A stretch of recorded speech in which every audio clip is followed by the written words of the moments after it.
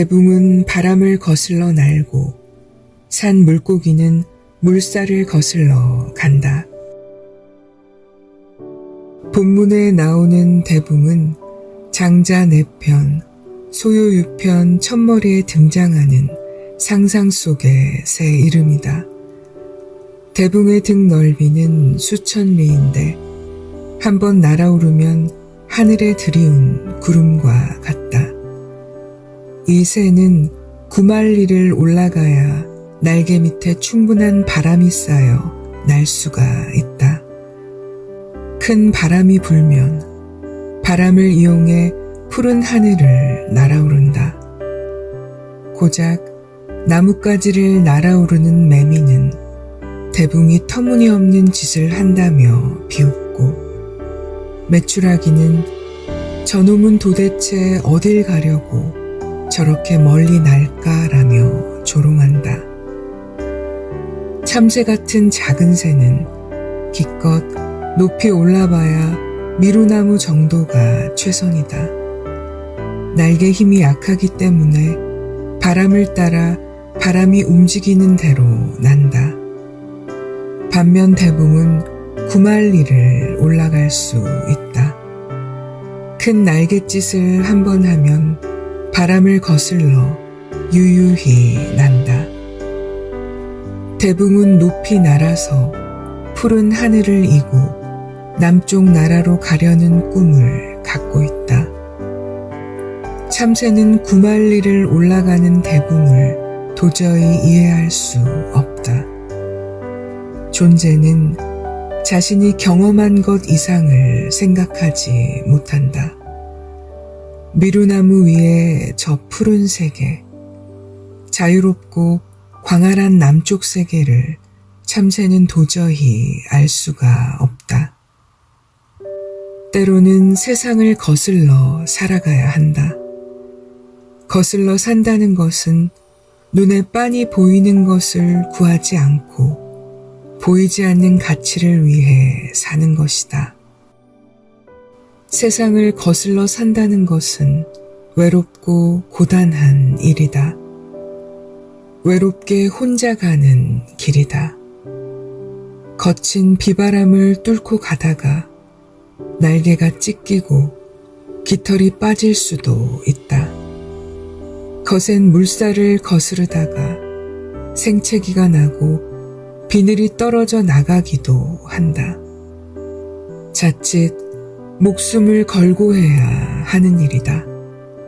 그러나 정말로 좋은 것일수록 쉽게 얻어지지 않는다. 지혜는 병을 앓는 것과 같다. 미꾸라지에게는 좀 가혹하게 들리겠지만 매기 효과라는 것이 있다. 농부가 미꾸라지를 양식할 때 미꾸라지만 풀어놓으면 생존율이 낮고 질병에 쉽게 걸려 생기가 없다고 한다. 그러나 메기를 한두 마리 풀어놓으면 일부는 메기에게 잡아먹힐지언정 생존율도 훨씬 높을 뿐만 아니라 토실토실하고 싱싱한 미꾸라지가 된다.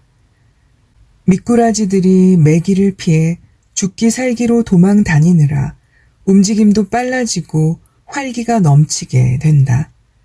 미꾸라지에게 닥친 환란은 오히려 이들을 자극하여 더 생생하고 강인한 존재로 만든다. 인생도 마찬가지이다. 저절로 훌륭한 인품이 만들어지는 것이 아니다. 견디기 힘든 시련과 고통의 과정을 거쳐 성숙한 인간이 되어간다. 때로는 불 속에 들어가는 듯한 고통도 맛보고 두드려 맞는 시련의 과정도 있다.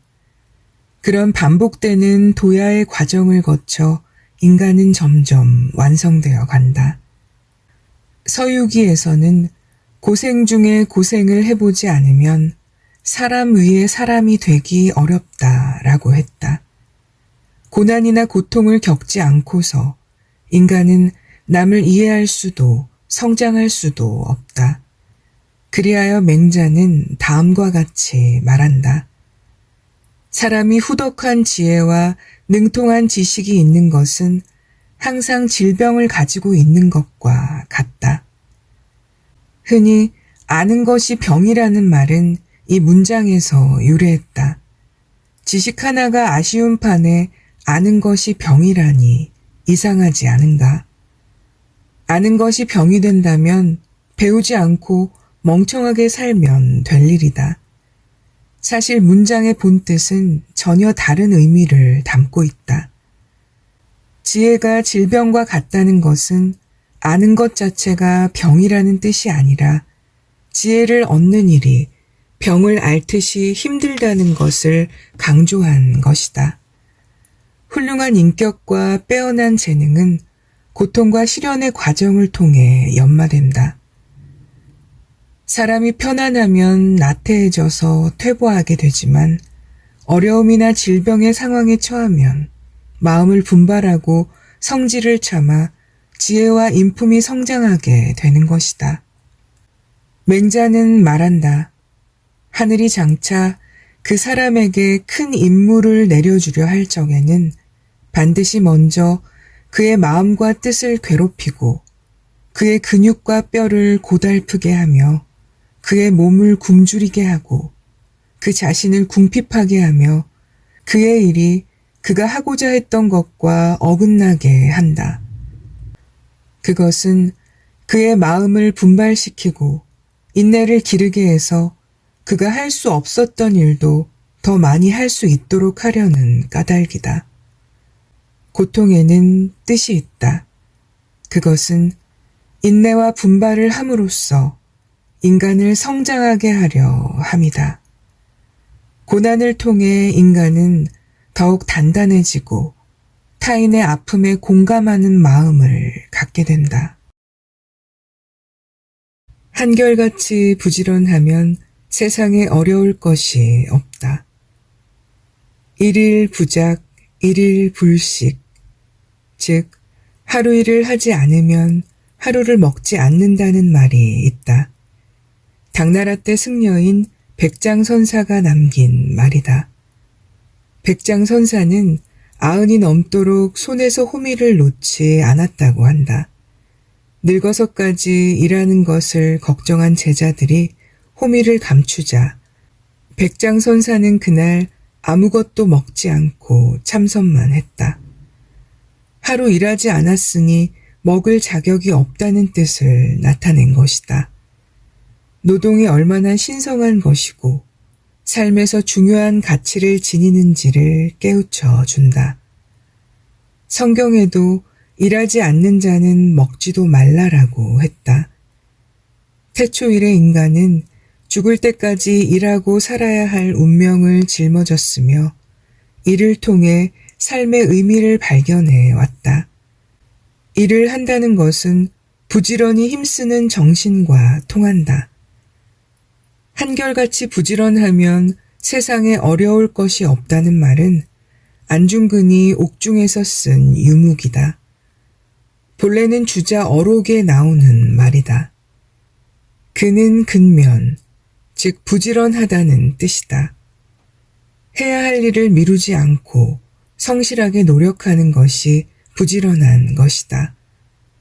부지런함과 반대되는 말이 게으름이다. 게으름은 쉼과는 다르다. 할 일을 앞에 놓고도 나태한 것, 빈둥거리는 것이 게으른 것이다. 게으름을 창의성의 본질로 해석하는 경우도 있으나 이때의 게으름은 나태의 의미가 아니라 긴장을 느슨하게 풀어놓는 이완의 의미이다. 같은 게으름이라도 해야 할 일을 소홀히 하는 나태가 있고 긴장을 풀고 쉬어가는 이완이 있다. 또한 부지런한 것은 단순히 부산스럽게 바쁘게 사는 것을 의미하지 않는다. 어떤 일을 미루지 않고 꾸준하게 해나가는 자세이다. 사람들은 시간이 없다며 바쁘게 살아간다. 그러면서 자신이 무엇을 하고 있는지도 모르고 정작 중요한 것은 다 빼먹는다. 부지런한 사람은 중요한 것과 급한 것을 구별하며 요령을 피우지 않고 성실하고 꾸준한 마음가짐으로 목표를 향해 나아간다.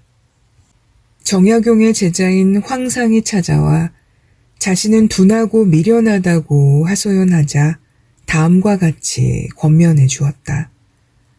둔하지만 공부에 파고드는 자는 식견이 넓어지고, 막혔지만 잘 뚫는 자는 흐름이 거세지며, 미혹하지만 잘 닦는 자는 빛이 난다.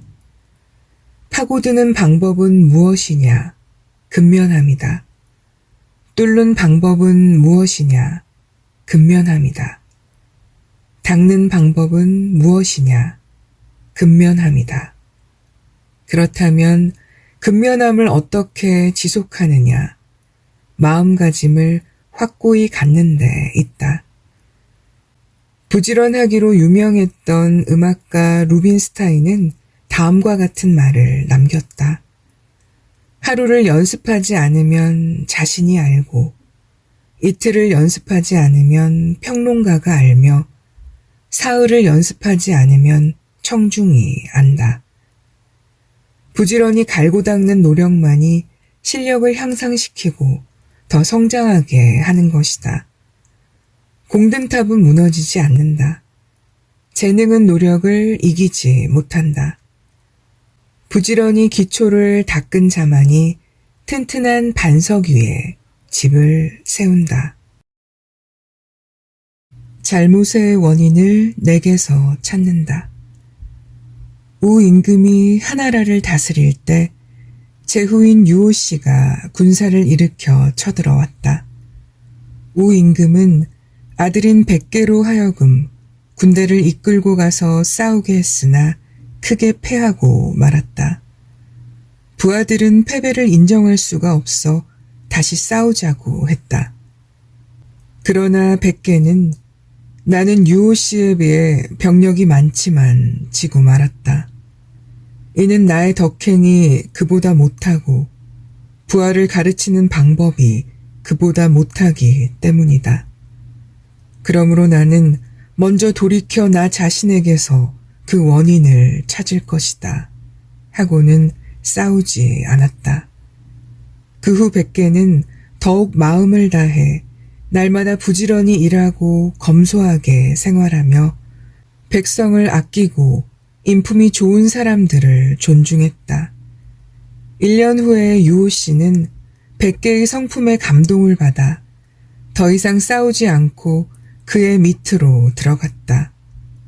남의 탓을 하지 않고 자신을 돌아보며 인격을 길렀더니 적의 마음이 움직였다.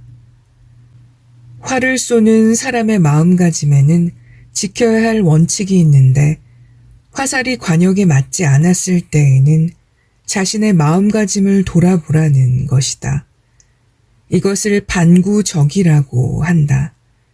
돌이켜 자신에게서 구한다는 뜻이다. 활쏘기와 관련하여 맹자 공손추에는 다음과 같은 말이 나온다. 어진 사람은 활을 쏘는 것과 같다. 활을 쏘는 사람은 자신을 바르게 한 뒤에 쏘는데 활을 쏘아 적중하지 않더라도 자신을 이긴 사람을 원망하지 않고 돌이켜 자신에게서 그 원인을 찾을 따름이다. 싸움에서 지면 자존심이 상해 패배를 순순히 인정하기보다는 활과 화살을 탓하거나 상대방을 원망하는 마음이 생겨난다. 그러나 문제의 본질은 평정심을 잃어버린 자기 마음에 있다. 이기려는 욕심, 두려운 마음이 화살을 관역에서 빗나가게 만든 것이다. 진정한 궁사는 패인을 외부로 돌리지 않고 스스로를 돌이켜보고 자신의 잘못된 점을 찾으려 한다. 마음속 적은 물리치기 어렵다. 양명학의 창시자인 왕수인은 왕양명으로도 불린다. 그는 주자학 외에 당시 이단이었던 불교와 도교에도 많은 관심을 기울여 새로운 학문의 길을 열었다. 1517년에 탐관 오리의 학정에 반발하여 농민 반란이 일어나자 왕 양명은 이를 토벌하라는 명을 받는다. 이 문장은 그가 출병하기 전에 제자에게 보낸 편지에 나오는 말이다. 많은 관료가 실제로 보이는 눈앞의 적을 무서워했다. 그러나 왕 양명은 외부의 적은 전략만 잘 쓰면 손쉽게 이길 수 있으나 마음속의 생각만큼은 제어하기 어렵다고 생각했다. 내면의 두려움, 증오, 미움 등 사사로운 감정은 조절하기가 어렵다. 그러므로 먼저 자기 마음을 다스릴 수 있어야 한다. 마음의 수양을 강조한 그의 평소 지론이 담긴 말이다. 불경에 마음은 마음의 마음이지 나의 마음이 아니다 라는 말이 있다. 마음은 내가 소유한 것이 아니므로 내 마음대로 조절할 수가 없다. 눈앞에 이익이 있으면 아무리 모르는 척하려 해도 억누르기가 힘들다. 화가 치밀어 오를 때 머리로는 냉정해야 한다는 것을 알지만 손발이 부르르 떨리는 것만은 어쩔 수 없다.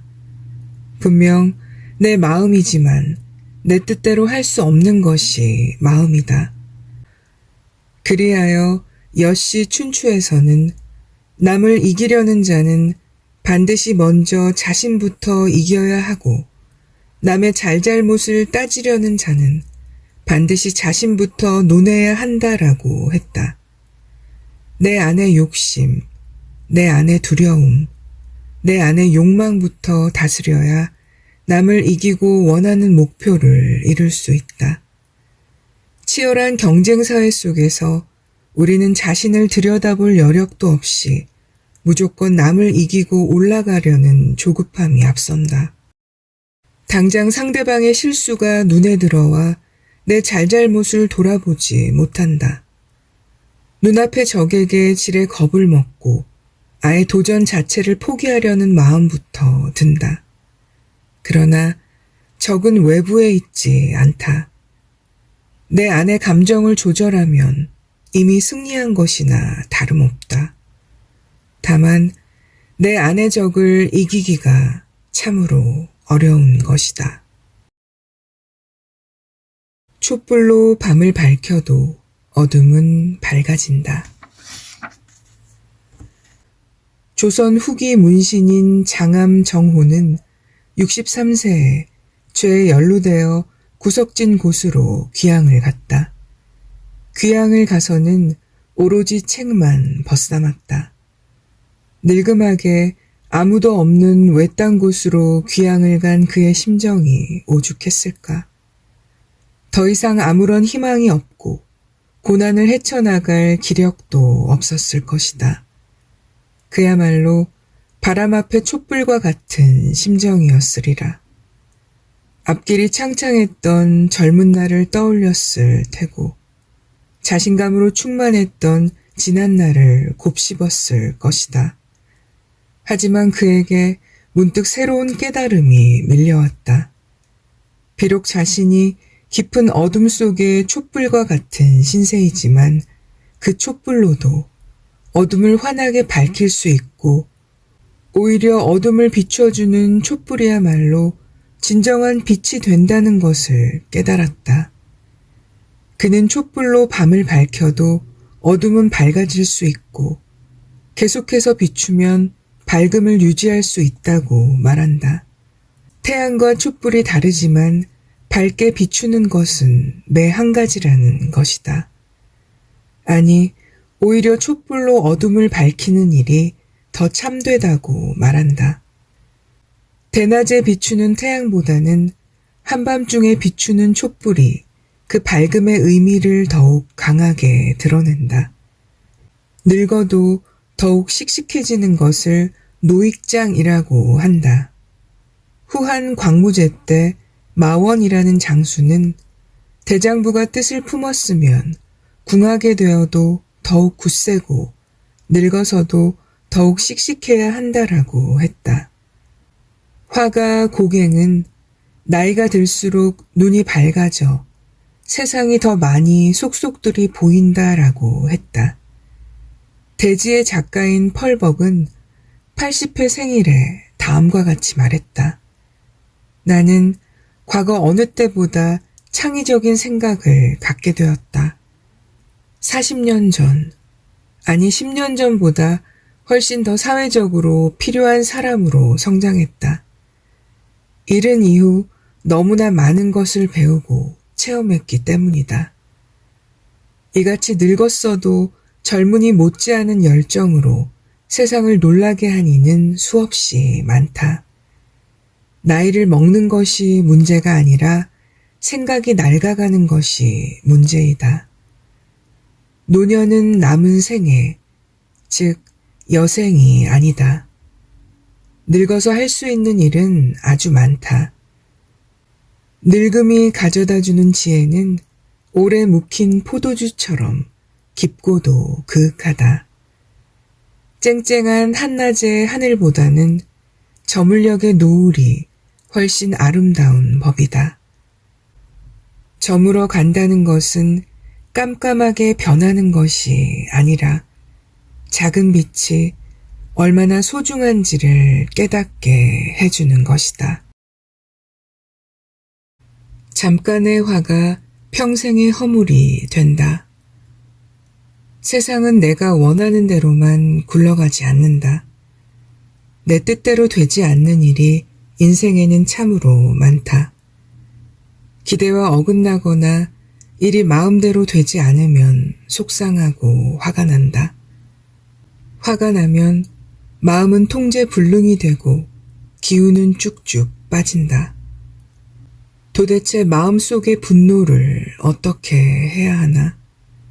화가 나면 참아야 하나, 표출해야 하나? 한신의 이야기를 보자. 한신은 한고조 유방이 황후를 제압하고 천하를 제패하는 데 큰 공을 세운 장수이다. 그는 젊은 시절 무척이나 가난하여 자주 굶었다. 그런 한신을 업신여겼던 동네 젊은이들이 한신에게 시비를 걸었다. 네 놈이 죽음이 두렵지 않다면 네 칼로 나를 찌르고 죽음이 두렵다면 내 바짓가랑이 밑으로 기어가라. 한신은 묵묵히 건달의 바짓가랑이 밑을 기어서 갔다. 이를 본 사람들은 한신을 겁쟁이라고 비웃었다. 후에 제후의 자리에 오른 한신은 자신을 욕보인 젊은이를 불러 벼슬을 주고는 부하들에게 말했다. 이 사람이 내게 모욕을 주었을 때 내가 어찌 죽일 수 없었겠느냐. 그를 죽인다 해도 얻을 것이 없었기에 참고서 오늘의 공을 이룬 것이다. 순간의 화를 참고 끝까지 인내할 수 있었기에 한신은 자신이 원하는 자리까지 오를 수 있었다. 잠깐의 화가 평생의 후회로 남기도 한다. 실제로 울컥하는 마음을 참지 못해 감정의 골이 깊어지고 후회스러운 상황을 가져오는 일이 주위에는 참 많다. 야유하는 관중에게 대들다 중징계를 받은 운동선수. 순간의 화를 참지 못해 친부모에게 칼부림을 한 사건. 감정을 주체하지 못하고 주먹 다짐을 하다가 돌이킬 수 없이 관계가 틀어지는 일 등 삶에는 화를 참지 못해 평생의 오점을 남기는 경우가 허다하다. 그런데 문제는 참는다고 능사가 아니라는 데 있다. 참을 인자 셋이면 살인도 면한다는 말도 있기는 하나 현대인들에게는 참을 인자 셋이면 화병 난다는 말이 더 와닿을 듯 싶다. 화를 풀지 못하고 가슴속에 묻어두기만 하면 병이 된다.